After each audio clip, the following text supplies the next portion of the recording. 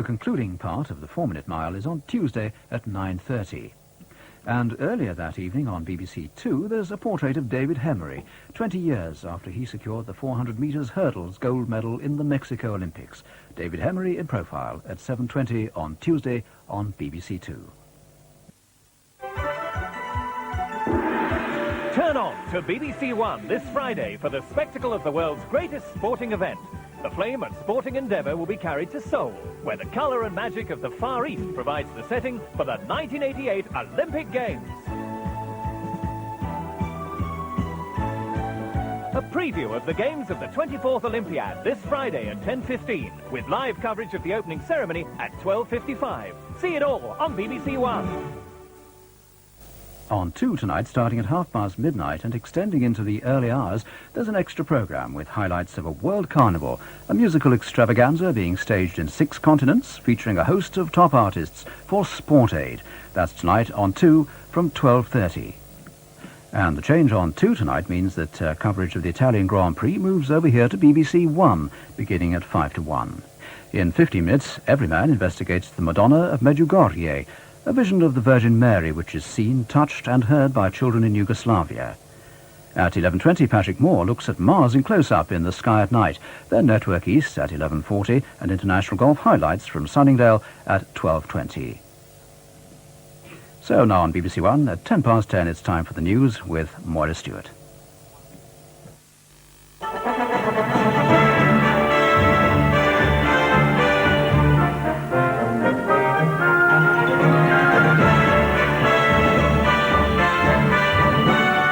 Running all over the world, 50 million answer the call to help the children. Children like these, struggling for survival in Bangladesh. Revealed South Africa's cash offers for a rebel games after the Olympics. 3 are injured by a teenage gunman who then kills himself. Police find an arsenal of weapons at his home.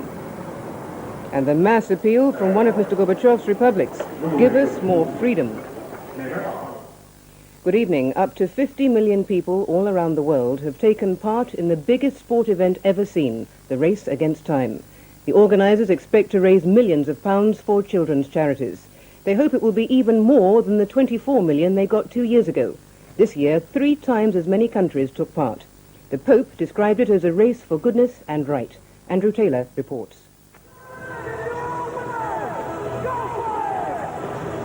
Lighting the flame in New York started hundreds of races in 128 countries all over the world. It's been described as a race against time, a global festival, and simply one of the most ambitious fundraising ventures ever. It's certainly qualified as a triumph of organisation and charity. Millions of people running, jogging and walking the various 10-kilometre courses for Sport Aid. In fact, here in London's Hyde Park, there were fewer runners than expected. The organisers blamed the post office strike. It was mid-afternoon here and early morning in China. East and west, people were running. No one will ever know how many. 50 million is just an educated guess. And it wasn't just in the big cities. In the Gulf, too, sailors of the Royal Navy have been practising to do their bit. The course around the ship may be repetitive, but like all the rest, it's a measured 10 kilometres. Greetings to the world's runners came from the Soviet Union. Or rather, from the cosmonauts on the Mir space station orbiting the Earth. And from rock fans and rock groups linked up by satellite in a concert from 5 continents.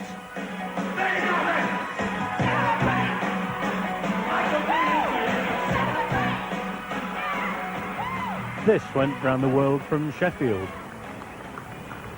The day belonged to the runners, though. It wasn't a marathon, not even much of a challenge for most of the competitors. There were no prizes, no presentations, but there were profits. When the money's counted, there'll be millions of pounds to spend fighting hunger, poverty and disease among the world's children. The government in Bangladesh has thanked the world for its prompt and generous response to the flood disaster. The help totals around £140 million. Latest reports say the waters are slowly receding, but the risk of disease is growing. Many people have moved to higher ground to escape the waters. Our correspondent Kate Atey has been to the town of Nawabganj in one of the highest areas of Bangladesh to look at the relief operation there. To the western border of Bangladesh, from the capital, nothing but stranded hamlets in a muddy lake. Aboard, 2 tons of rice, molasses, clothing and salt. The Bangladeshi and Indian helicopters are now managing nearly 40 relief runs a day, though they're still meeting bad weather in many districts. And to the horizon in all directions, it's the same picture. Millions of isolated huts cut off from food, medicine and clean water. At Nawabganj, our arrival on the only dry land capable of taking a hefty Russian-built helicopter brought the local relief organization team out in force. Eager, perhaps desperate, but endlessly good-natured and enthusiastic. Extraordinary resilience being shown in the face of disaster. For all agree that worse is to come as the waters recede, leaving filthy sludge underfoot. A breeding ground for disease in a country where water purification isn't understood by most people. The flood water, which particularly in this city is very much polluted. The children have a habit of, taking bath in it and playing in it. Thereby, even if the parents understand and do not drink or do not touch the water, the infection comes to the children, and mainly the children are getting affected because of that. 200,000 cases of diarrhea reported so far, but the figure is academic. Most people get no treatment, and communications have been wrecked in most areas. Senior officials in the aid agencies are even now admitting that they're unable to assess the damage done to the country. And meanwhile, the water from river, pond and well spreads disease. Britain has promised more help for Sudan. The Foreign Secretary, Sir Geoffrey Howe, who's in Khartoum, said £1 million will be provided for a Red Cross airlift of food to the south of the country. Some of the world's leading athletes have been offered thousands of pounds to take part in an international meeting in South Africa immediately after the Olympics. Agents acting for South African businessmen have been to Britain and America trying to sign up the athletes. It's understood that at least 15 of them, mostly American, have said they might be keen to go. No Britons are involved. South Africa is banned from the Olympics. It's the only country denied television coverage. The details emerged in Tokyo, where athletes are training for the Games. From there, Michael Peschardt. The American athletes were approached by agents working for South Africa directly after the Olympic trials. Although it's been a major topic of conversation within the team, details have been slow to leak out. The world record holder in the triple jump, Willie Banks, turned down the offer immediately, but confirmed that approaches had been made. I'm sure they have. What has the sort of offer been? I have no idea on what they've been offered. I only know that people have been approached. I understand that the athletes were in fact offered the equivalent of £45,000. Star athletes like Carl Lewis certainly wouldn't be tempted by that figure. Neither would Florence Griffiths-Joyner contemplate the idea. Apart from anything else, they can earn far more elsewhere. But apparently athletes nearing the end of their careers have been the main targets, and it's thought some will go. It's also been revealed that the South Africans wanted to enlist top British athletes, but no one was interested. I think one of these agents was spied at the Street Ace Championships this year. But as far as I know, there's been no great interest in it. We haven't heard anything at all from the athletes or the coaches, so I think the answer is no. But there was somebody there trying to recruit people? Well, someone's spying out, let's put it that way. I think they're a bit careful when they come to the UK. The view that no British athletes were involved was reinforced by Steve Cram and other competitors as they left London for Tokyo this afternoon. The first I've heard of it, no, nobody's been in contact with myself, and I'm just looking forward to having a few weeks off after the Games. Would you go if a lot of money was offered? No. It's clear that the South Africans have been trying to stage a major international tournament soon after the Olympics. It seems unlikely to be a success. Conscious of the effects sporting links with that country can have on world sport, the athletics authorities have made it clear that anyone going there would face an automatic international ban. Here, a teenage gunman shot and injured 3 people early today in the middle of Walsall and then killed himself. Police said he was carrying more than 70 cartridges for his shotgun at the time. Later they found what they called an arsenal of weapons at his home, including handguns and crossbows. They said he held a shotgun license. They've named him as Anthony George Haskett. aged 18. Askett's victims, 3 teenagers, were shot in the back. The police have no clear idea why, but say the gunman had been drinking heavily and had been involved in some kind of argument with the youths. Askett also threatened the occupants of a car parked nearby. He turned the gun on himself when 3 police officers on a routine patrol in a van like this drove slowly towards him. He died instantly. The officers found more than 70 shotgun cartridges on his body, and later, at his house, detectives recovered what they've described as an arsenal of weapons. Police say there are similarities between this incident and the case of the Hungerford killer, Michael Ryan. The circumstances which happened before and indeed transpired do suggest that this man, because he was in possession at the time of a bandolero with 76 cartridges on it at the time, was going absolutely spare with his double-barrel shotgun. Tonight, 2 of the injured have been released from hospital. Detectives are asking themselves how an 18-year-old managed to obtain a license for the shotgun he used to such devastating effect. Leaders of the Postal Workers Union will meet tomorrow to discuss the strike. The Post Office says it's ready to sign a draft document for a return to work and for more talks in the row over bonus payments in the southeast. The union has been asking for clarification on some points. The Pope, who's in Zimbabwe, has criticized the South African regime and called apartheid a sin. He said the fight against it can only be a non-violent one. Today he celebrated Mass before 150,000 people, the biggest ever gathering in Zimbabwe. Across southern Africa, the Pope will be greeted by tradition and confronted by politics. Drums and kudu horns supported the voices of thousands. The Church called it a Mass for unity, to mirror the political reconciliation of the past year designed to end Zimbabwe's intertribal rivalry and bloodshed. The Pope will not be visiting Zimbabwe's dominant neighbour, South Africa, but condemnation of that country's racial politics will be his constant theme.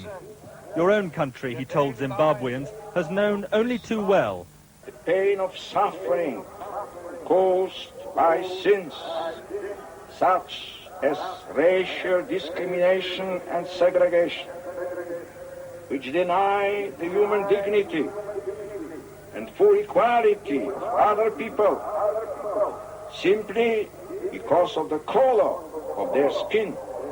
President Mugabe was among today's congregation, happy to be called a Marxist and a Catholic, less happy with papal pressure for a rejection of violence by all sides in South Africa, including the ANC. But above all, this was a joyful day for Zimbabwe. The Pope-mobile on its first outing to Africa offers little shade from a burning sun. But when the Pope last travelled in this same vehicle 6 years ago, that was hardly a consideration.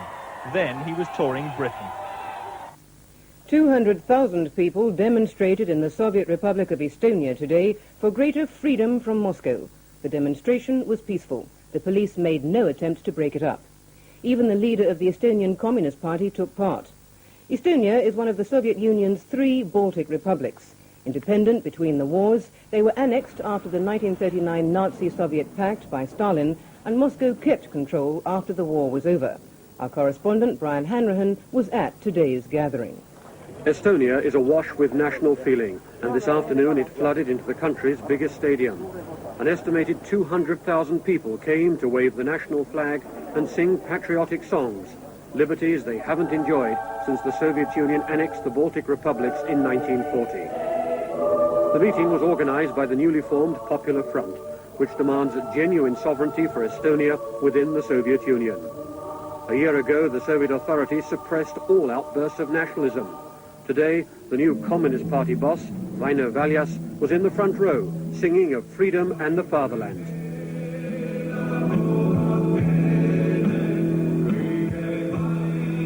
Since Mr. Valias was appointed by Mr. Gorbachev 3 months ago, the Estonian Communist Party has already adopted much of the Popular Front platform. They want to stop Russians settling in Estonia, to create a special Estonian citizenship, and to make Estonian the state language. What's being pioneered here is a new form of popular communism, allying the Estonian Communist Party with the demands of the local people and taking up their grievances with Moscow. The assembly was part pop festival, part political meeting, and although it gathered about 1 in 5 of the entire Estonian population, it was entirely peaceful, with not a policeman in sight. One speaker said this first whisper of freedom should grow into full-voice speech, but some officials are already showing concern about moving too far ahead of opinion in Moscow. They don't want to see an experiment so reminiscent of Czechoslovakia's bid for freedom ending the same way.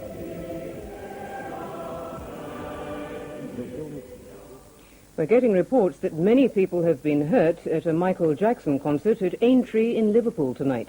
The St John ambulance say up to 40 people have been treated after a crush at the concert, the last of his European tour. Nobody is seriously hurt.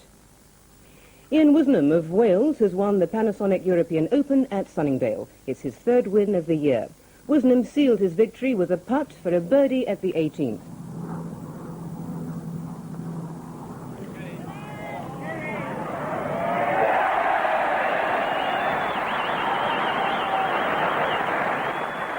He finished a record 20 under par, 3 strokes ahead of second-place Nick Faldo. The victory earned him £50,000. The Austrian Gerhard Berger scored an unexpected win in the Italian Grand Prix at Monza. With less than 2 laps to go, the current championship leader, Ayrton Senna, seemed headed for victory. But then a collision with the Williams of Jean-Pierre Schlesser of France put Senna out of the race. So Berger came first and his Ferrari teammate, Michele Alboreto, second, much to the delight of the Italian crowd. Britain's Derek Warwick came fourth. The Duchess of York has attended her first public engagement since the birth of her daughter, Princess Beatrice, a month ago. The Duchess presented the prizes at the Guards Polo Club in Windsor, and she made a surprise presentation, an inscribed polo mallet, to her father, Major Ronald Ferguson. He's leaving his job as deputy chairman of the club next month, and the mallet was a gift from colleagues. And that's all from the newsroom this weekend. Good night.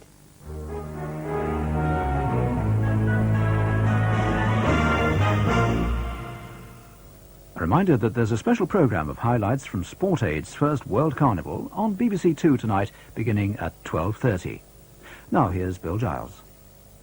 A very good evening to you. Looks as though it's going to get quite a lot colder as we go through the week, with a ground frost in many places. Before that happens, though, we've got to get rid of this great lump of cloud, and as you can see, it's now straddling right across Scotland. The thickest cloud is up in the north and west. That's where the heaviest of the rain is at the moment.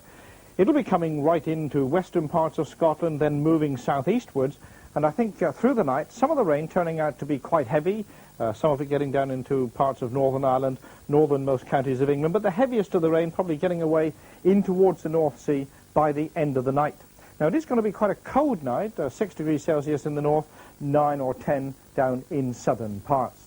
Well, the weather map's going to look like that tomorrow morning, and it is this front which is going to push its way southwards, bringing some showery rain with it, and then introducing these much colder and quite strong and blustery northwesterly winds. So a pretty cold day everywhere, certainly a good deal colder than today, and feeling particularly cold, I think, near that eastern coast. It's there where you're going to have the more persistent rain to start with, quite bright in the south, but then you'll find the showery rain coming southwards through the day, eventually getting right down into the south, but probably not too many showers in the far southwest. Well, that's it. Bye-bye. And now with news of Panorama, here's Peter Taylor. If you've ever been stuck in a jam, watch Panorama tomorrow night. By the year 2000, there'll be up to 30% more cars on the road. Already, some motorways seem like a giant parking lot. Some calculations suggest that the costs of delay on the M25 alone are of the order of over £1 billion a year, 1,000 million pounds. Congestion may be a sign of economic success, but some question the government's free market solution. My own view is that it's a recipe for total confusion. Transport Secretary Paul Shannon plans a revolution, with toll bridges and light railways run for profit and cutthroat competition on the buses. But will it get us out of the jam? That's Panorama, Jam Today, Jam Tomorrow on BBC One, tomorrow at 9:30. Now on BBC One, in a programme first shown in 1986, every man travels to Yugoslavia to investigate the Madonna of Medjugorje.